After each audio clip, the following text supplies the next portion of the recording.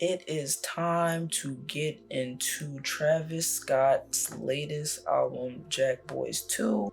So yeah, let's get into it because this album is currently receiving a lot of negative reviews from the public.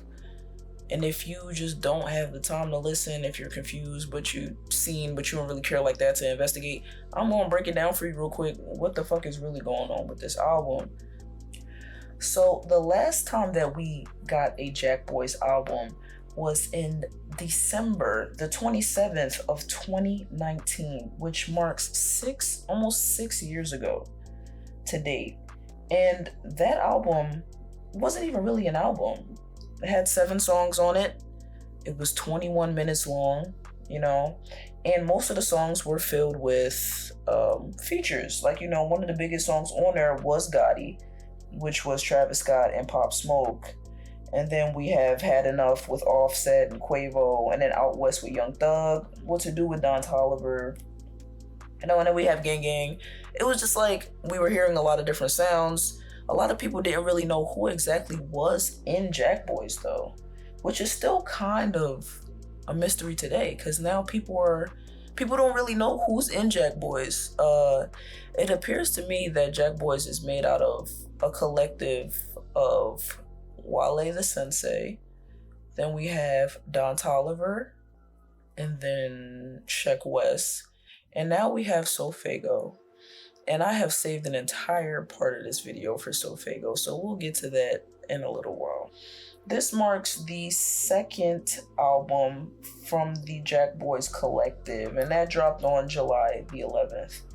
Now, this track list has 20 songs, and it has an hour and 3-minute runtime, so you staying here for quite some time, and let me tell you, you're bored for half this album. You're not even probably paying attention to what's being said.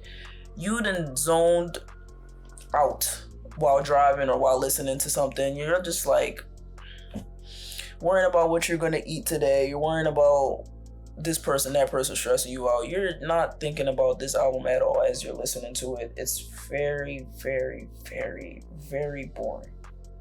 So we start off the album with the JB2 radio skit, which adds it's just a skit, I guess. It doesn't add anything to me.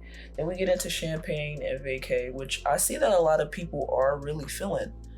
But when I heard Champagne and Vacay the first time, or the first few times, I was more so worried about Waka Flocka's ad-libs just being spread throughout the entire song. It's kind of hard to focus on the concept of the song with these ad-libs going off. And that's not to say that these ad-libs are annoying. These ad-libs are fucking iconic. I think that maybe it shouldn't have been throughout the duration of the song. Maybe just adding a little bit in the beginning and at the end would have been kind of cool. But this mesh of a song that I just honestly didn't think meshed very well. And Don Toliver and Travis Scott as a duo has always brought amazing music to the forefront. But I just think this song just didn't mesh well for me personally. I just think it's alright. I don't think it's bad. I don't think it's terrible. Because we're going to get into some terrible songs that were on this album. Genuinely. And then we get into 2000 Excursion. And at first, it gave me that same dull feeling alright, this is okay. This is alright. But the more I listen to it, I'm just like, no, this is cool. I love Travis and Don do this thing where they start, the beat off very hard and then they slow it down to a very slow melodic tone. They did that with a couple of songs that they've made in the past, and I feel like that formula has always worked for them, and they continue to do that throughout this album, which sometimes it will work. In this sense, it did work, but it was also just this is a cool song. I don't know if this is I would say the best song on this album, but I think that it was definitely cool for what it was. Then we get Kick Out, and I've never felt so blue-balled by a song in my life, because this entire song, you're just waiting for 21 Savage to start his verse. You about to hear some crazy shit when 21 Savage starts his ad-libs up to his verse. So you're just like, alright, what type of murder shit are we gonna hear today? But then we hear fucking nothing, because he doesn't even lay down a verse, and all we have is these ad-libs. These constant ad-libs. And you could tell, because it recently came out that they removed some of his ad libs and re-uploaded it. And you could tell where they took those ad libs out because it just feels empty. Now there's nothing there. His ad libs were cool, right? And then they just take it out. So now there's just this empty space in these songs. And it's just like, that I don't think that really improved anything. I would have thought y'all would have went back and put a fucking verse on it, but I guess not. And yeah, just the entire time just felt like you're leading and you're waiting for 21 Savage to start, because Travis Scott is solid and it's cool. That beat is hard as fuck. When I heard that beat in the previews for, the little snippets that he dropped before he dropped Jackboys 2, I was excited. I'm like, yo, this sounds pretty good. So to hear that this was the final result is just like, damn, bro, you could have definitely put a verse on. I don't know if he didn't get the verse cleared in time, which could have been a thing, because this album in itself feels kind of rushed. But Kick Out was all right. I feel like it would have been good if there was a verse from the artist that's ad-libbing throughout the whole song. But it's okay for what it was. And it happens to be one of the songs that I keep going back to listen to. And then we have Dumbo, and honestly, Dumbo as a song is very what we've heard from Travis before, right? It's like, it's nothing new, but it's not bad. People saying that it's shit or it's terrible, I don't believe that. I think it's just another Travis song, you know what I'm saying? But the visuals to this song I loved very, very much. I'm definitely a visual person. I love watching music videos. I love just like seeing the artist's direction of what they want the song to feel like. I just love music videos. So seeing a music video, I can kind of see the vibe that he was trying to go for, and it's cool. It was all right. Again, it was nothing special here. And then we get to MM3 by Sofago, which is one of the better songs on this album. And I'm not just saying that because I fuck with Sofago. I'm saying that because you definitely had one of the better tracks on this 17-track album. Probably top 4 songs. Your song is in there. But I will say though that this isn't Fago's best. The song is not Fago's best at all. I think that the song is good. I think the song is going to put you in a position where you could start your fucking rollout to whatever the fuck you're supposed to be dropping right now. I wouldn't waste time at all. I would seize this moment, whether it's good or bad. The attention and the eyes are on you, bro. Drop something, bro. Please, bro. The last thing you dropped was back in May, the Don't Hold the Fire song was great. Again, you've been dropping songs that have been very good. You can do better than that, and niggas know you can do better than that. And then we get to MM3 where niggas again know you could do better than that song. So it's just like, all right, again, I'm happy that you're getting the moment, because honest to God, it seems like they have been putting you aside for a little while. Even with this 17-track album, we have 1.5 songs by you. And I don't understand your position in this collective, because all these people have way different sounds than the sound that you are creating for yourself. Your sound definitely has a pop aspect to it.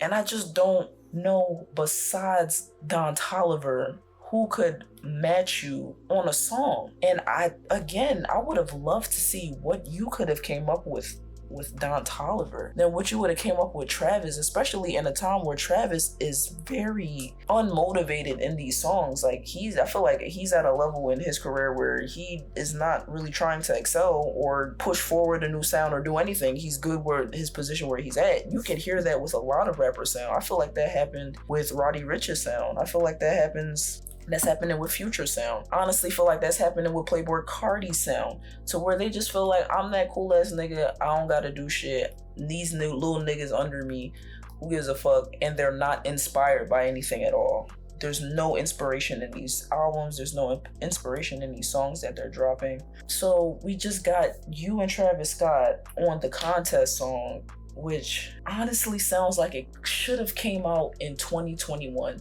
That is a Yeet beat. I'm a Yeet fan.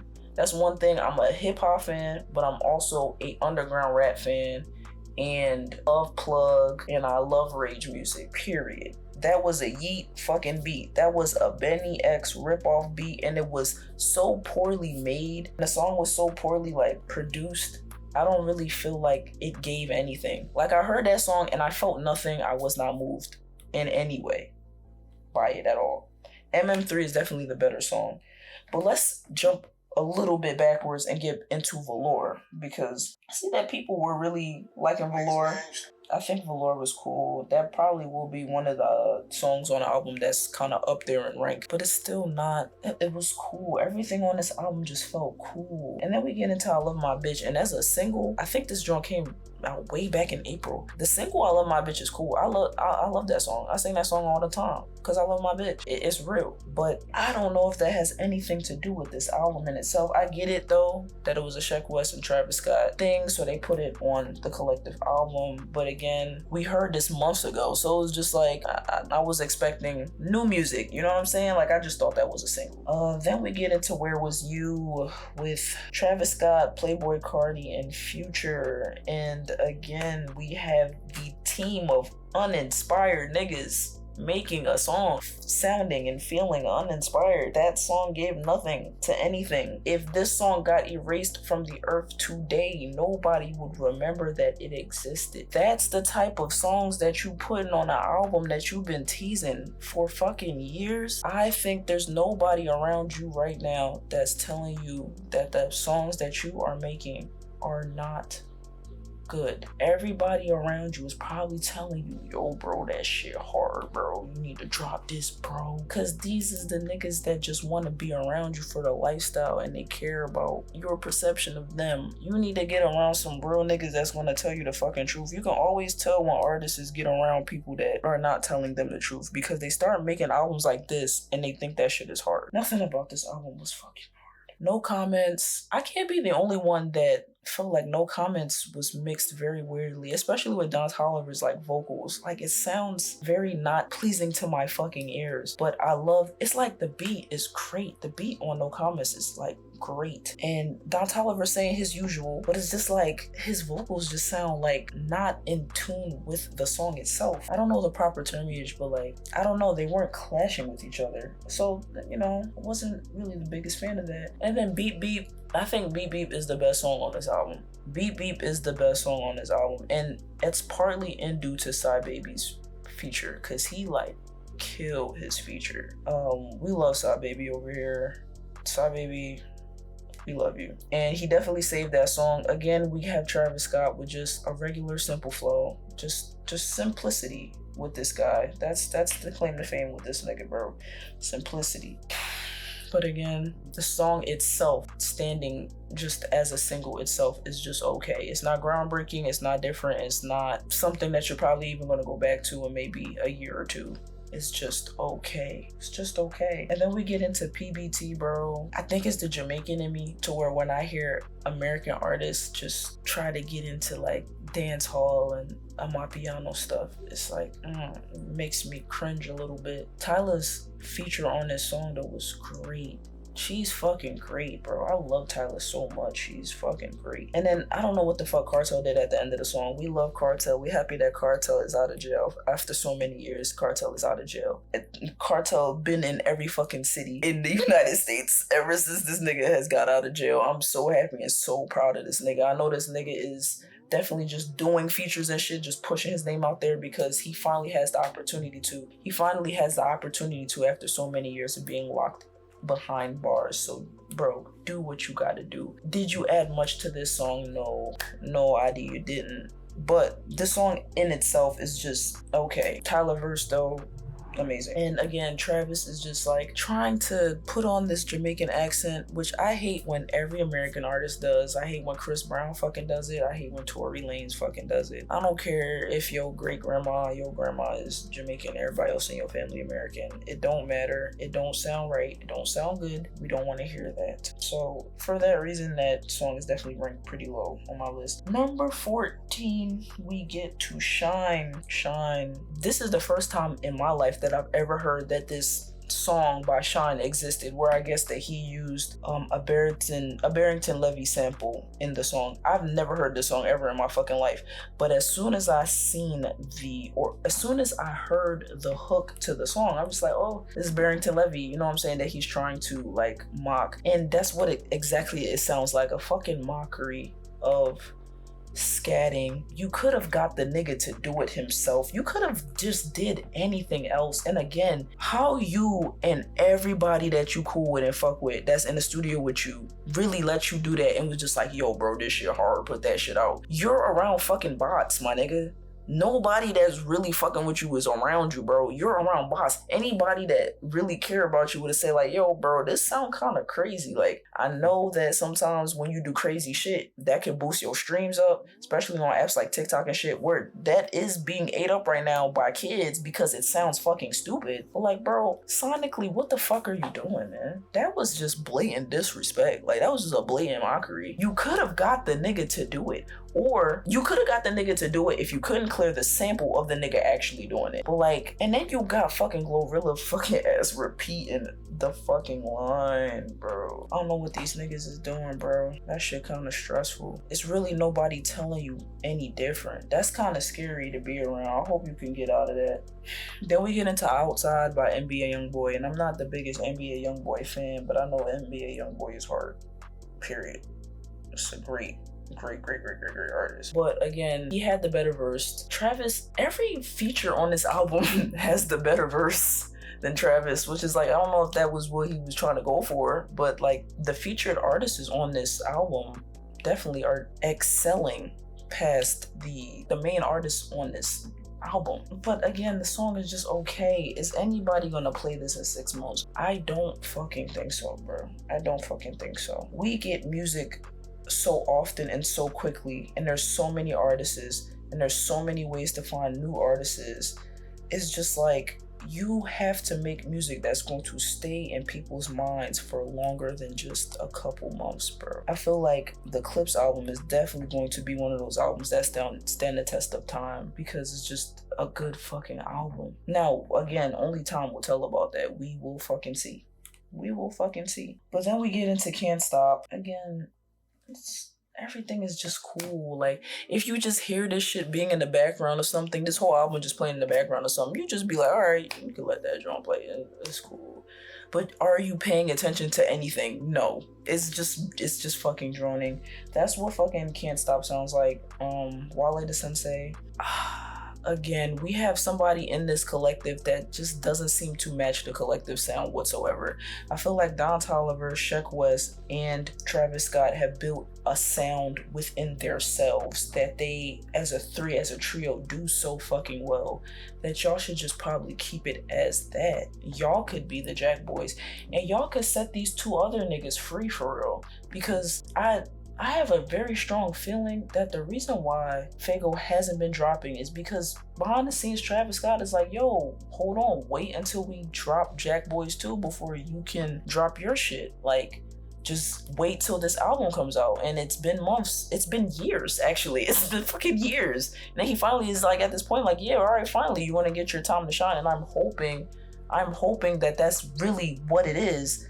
And Fago finally gets to drop like how he needs to drop, because the consistency with this man, we just, as a fan, bro, niggas just really want you to do well and exceed. Like, your voice, people don't understand it. Like, when Fantano was rating your shit, he's just like, I don't understand what the difference between you and other artists is. Niggas that fuck with your music can hear the fucking difference, and they can hear the potential in the shit that you've made so far. Like, your melodic sound on songs like Jeff, or with like Hang with the Goats and like The Matrix, like, you have a sound distinctively for you that I feel like should be being pushed way more than this fucking 2021 Rage contest song that you got on. Like, you can excel farther than this nigga. Like, I don't even understand clicking up with this nigga, because this nigga really has not been dropping anything monumental for a little bit now. Because even when Utopia came, that shit just fiend. You know, fiend, nigga, that like nobody else really. I wasn't really fucking with it, and I don't even have anything to say about the song For the Flow. it's weird because it's like sometimes you hear Kodak verse. I don't really fuck with Kodak like that, if I'm being honest. Kodak has a lot of allegations that you can't just look past, so I don't really get into his like music as an individual. I don't mind other people that listen to him though. I'm not gonna tell you to cut that shit off, but I'm not personally turning that on. He adds nothing. The song just is not being turned on again by anybody. This album was very fucking disappointing, bro. But the singles sound like demos. Like, these singles sound very unfinished, extremely unfinished. The song No Comments by Don Toliver low-key just sounds like a throwaway that he didn't want to put on Hearthstone Psycho album, so he just put it on here. So you know, that's where we at with that. And it sounds like a Travis Don and Sheck project. Like, Fago and Wale the Sensei felt excluded, and I just don't understand why that's continuing to be a thing for Fago just feeling excluded. Like, you just on a side. Like, you should really be in the center, my nigga. Like, these niggas should be around you, influencing your sound and like creating your sound. I feel like Contest just did not give nothing towards that, man. And then the skits on this album, it's a Houston inspired album. They want you to bring more attention to the city of Houston. I guess that's what the plan was with the skits, but then we get into fucking Jamaican Amapiano songs, and now we in Rage, and now we're just it's like he's experimenting with an album. Like, you can tell what the concept of this album was based on the skits, and then somehow we're getting into a bunch of experimental songs. So there's no cohesiveness into the album at all, because here's the concept and here's the songs.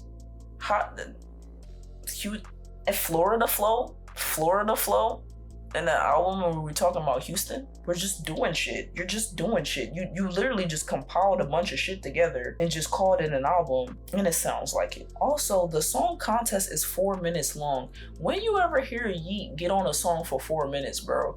Cause after like 2 minutes, bro, turn that off, bro. That's the same thing that I have like a criticism that I have with Pierre Bourne. Like, your songs are just too fucking long, bro. You're not saying anything to be on a song for 3 to 4 minutes long. Make your songs like 1 minute to 2 minutes long. Get to the point, say what you gotta say, and get the fuck off the song. And that's me being a fan too. Like, I listen to all your shit.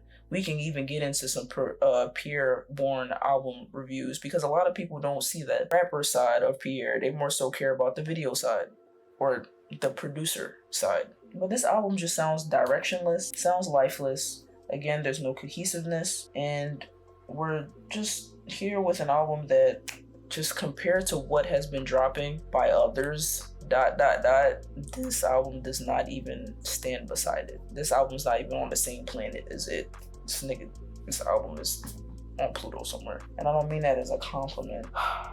So all in all, I would probably rate this album a 3 out of 10. 3 out of 10. I'm hoping and I'm praying that Fago takes this time, this second, this moment to push himself like he has never pushed himself before.